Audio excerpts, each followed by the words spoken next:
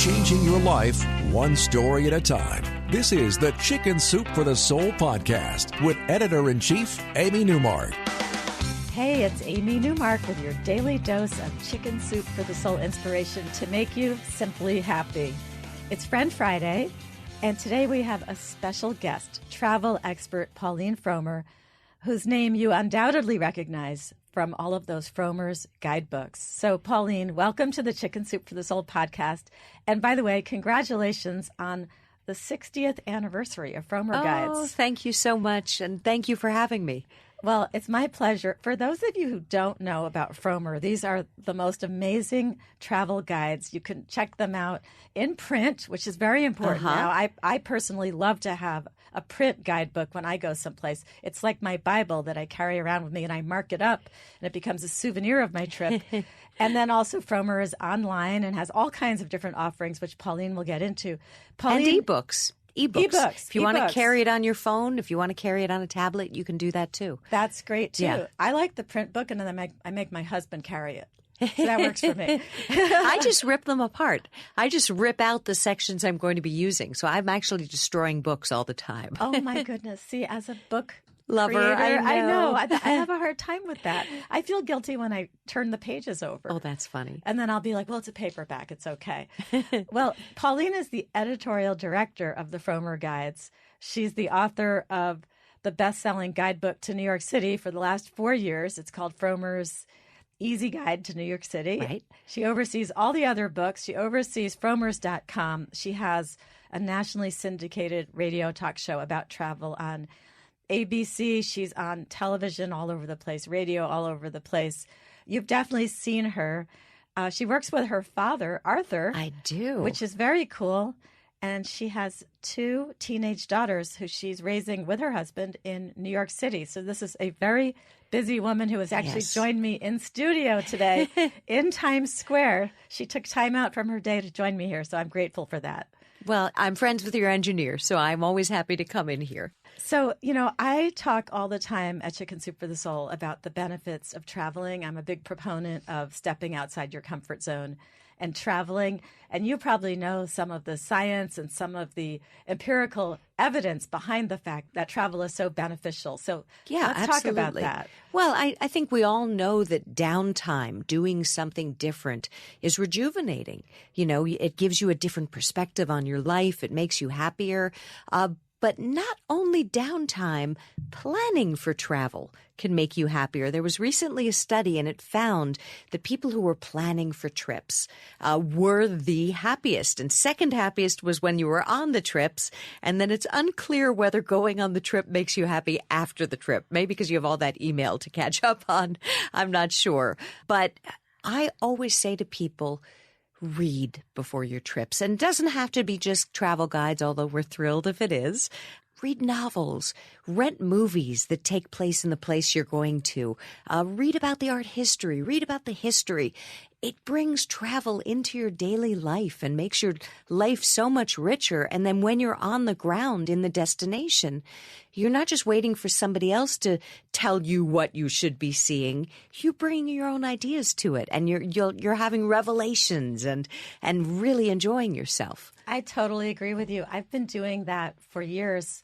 We went to Dubai for the first time 7 years ago, and we've gone twice since then because we loved it. But I remember reading novels, historical novels set in Dubai, and I learned so much. And then when we went and we did all of the visits to the historic sites, and I saw the way they did air conditioning through these natural cooling towers and all the other things, I recognized them from the books. novels. Yeah. And I read novels before going to Hawaii. I read a novel before going to Nantucket. No matter where we go, I read novels set in those locations, historically and present day. And part of the fun is it's going to be different than what's in the book, but you'll also, a lot of things will be, oh yeah, I recognize that, and oh, I know why they did that. Whereas the travelers you're around may not have a clue what they're looking at. What I've heard often from people who go to Europe, on tours especially, that it was cathedral after cathedral after cathedral, and they get a little bored. There's a children's book called Cathedral. And it goes into all of the ways these cathedrals were built, why they were built in the shape they were, how many people died creating them, how many centuries they took, which is why when you go to a cathedral, you see so many different styles. If you read this book, you will be so excited to see a cathedral. But it's a kid's book. It's mostly pictures, so it's easy to do. I think that makes so much sense to read a kid's book about it. You know what I did when I went to Israel? I read the Pearl Buck version of the Bible. It was the children's version of the Bible. Huh. Because I read that on the plane on the way to Israel, and it talked about so many of the places I was going to see. Yeah. That then when I was there in Jerusalem, it all made so much more sense to me because I had just read about it. Yeah, that's the stunning thing about Israel. I was lost one day in the old city and I looked up and I saw a number on the wall and I realized, oh, wait, that's a Station of the Cross. Yes. Yes. I'm on the Via Dolorosa and I was like, wow, mind blown. So when you're traveling, besides the fact that you've read about the place before you get there, the next thing to do, I think, is to not try to do everything. So here's what drives me crazy. And you probably hear this all the time. You go someplace, you come back, you say, I went to Maui. And then people say, did you go to such and such? And you say, well, no. And they're like, you didn't go to such and such? I'm like, well, yeah, but I went to a different place. Like, right. Just because you went someplace doesn't mean I have to go. I did it my way, and I saw something great every day my way. And sometimes it's better not to have to see anything. You want to just relax and maybe enjoy 3 things intensely instead of 7 things superficially. Well, our guidebook writers, they're all based in the destinations where they are. And I think one of the most helpful things about the Frommer's Guides is we give suggested itineraries. But I try to give humane ones. I often have guidebook writers who will put like 3 major museums in one day. And I'm like, who wants to go to 3 museums in one day? Put one in the morning and then send them to a market in the afternoon so they can see the local life. Send them to a spa. Send them to something totally different if people want this set itinerary. And a lot of people do because, you don't want to feel like you're missing the major things, but you also want to slow down and enjoy the life of the place and not rush from place to place, just checking things off on a list. There was a fascinating article in the New York Times a while ago about how to look at things in a museum. And they went to psychologists and psychiatrists and art historians, and everybody's consensus was you go into a room, you quickly scan it, and then you pick one piece of art to look at, and then you commune with it for 10, 15 minutes, and you don't let yourself move, and you let that piece of art work on you, and you feel refreshed. You feel like you've had an intellectual and sometimes spiritual experience rather than everything's a blur. So slowing down and also meeting the locals. I think that's such a key thing when you travel.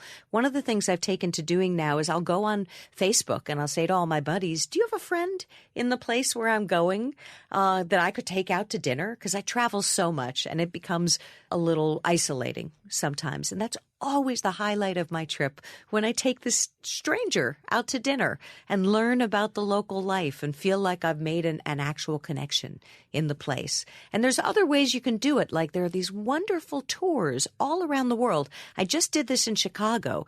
They're called greeters tours. And these are locals who are just so proud of their hometown that they volunteer to take people around, and it's absolutely free. I took a wonderful tour with a retired attorney of the Loop of Chicago. He took me to his favorite works of public art and talked to me about Chicago. He said the most common question he gets is it dangerous? And how he explains that really only two neighborhoods are dangerous. And I feel like I have a friend in Chicago now. Wow, that's so. How do people find that service? There's a website called globalgreeters.org, which lists them all around the world. There are now 132 cities around the world that you can do this in. You can do this in Bangkok, in Tokyo, in Manila, in Paris, in London. I mean, places all over the world have these volunteers who want to meet you. They actually get excited by meeting visitors to their city. That's very cool. So that it's free, and then you just take them out for a meal or something while you're going around? Actually, you don't usually. You don't? I mean, unless it's a full-day tour. It's usually only a 2-hour tour in between meals. And it was funny. We came to this big work of public art. It was probably a 40-foot tall statue of Abraham Lincoln talking to a guy who was wearing a cable knit sweater. He was a contemporary guy. We had no idea who he was. He was holding a piece of paper. They were both looking at it. And we thought, what the heck is this? And I joked to my guide, oh, Abraham Lincoln was the original greeter. He's showing this tourist around.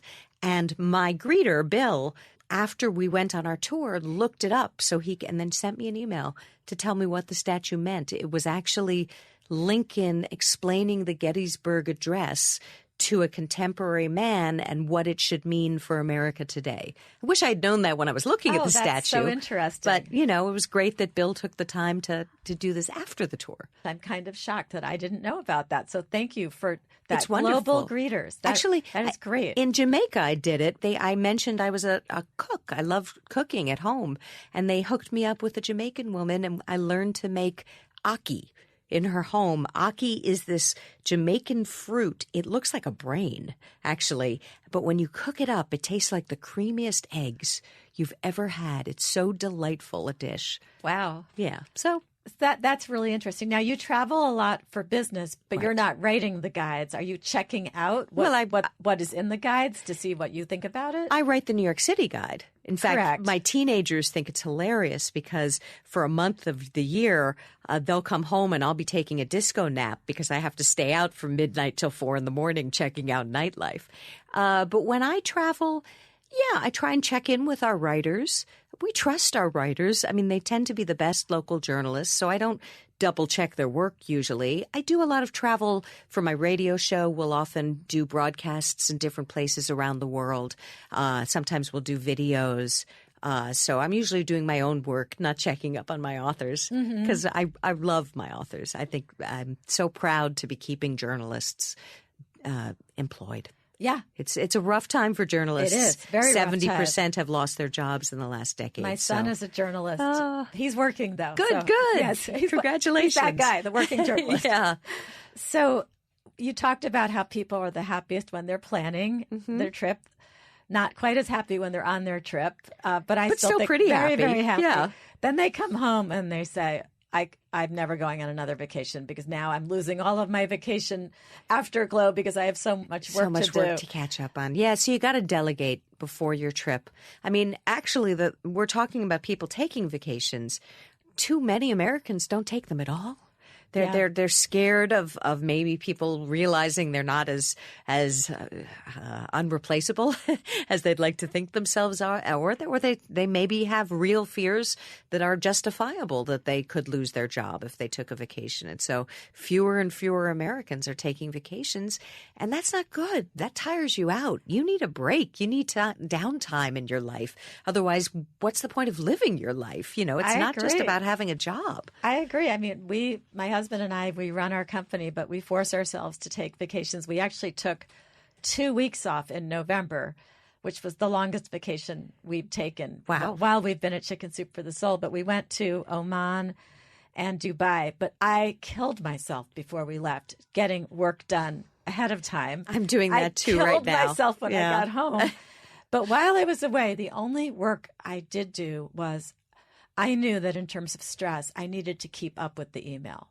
So if I spent an hour a day on email, that was actually better for my stress level. Because when I got home, there were no emails waiting for me. Right. Everything had been handled while I was away. Right. That's great. So I think that you don't have to necessarily go cold turkey on the devices. If you know that your stress will be handled better by keeping up. Well, traveling with 2 teenagers, there's no way we're not going to have our devices with us. That is true. So I want to say thank you to Pauline, and also say if you want to learn more about Pauline Frommer, you can visit fromers.com, or you could just Google Pauline Frommer, which I did last night, and you'll find all kinds of sites for all of the different things she does. There are about 1 million different things that she does, and you could follow her on Twitter. Yes. Using the handle @Fromers. You can visit her website, fromers.com. And I want to thank you all for listening to the Chicken Soup for the Soul podcast today. The next time we get together will be Motivational Monday. And I'm going to tell you a story about what happened to one family when they put away all their electronic devices at dinner time. So thank you very much, Pauline. Thank you.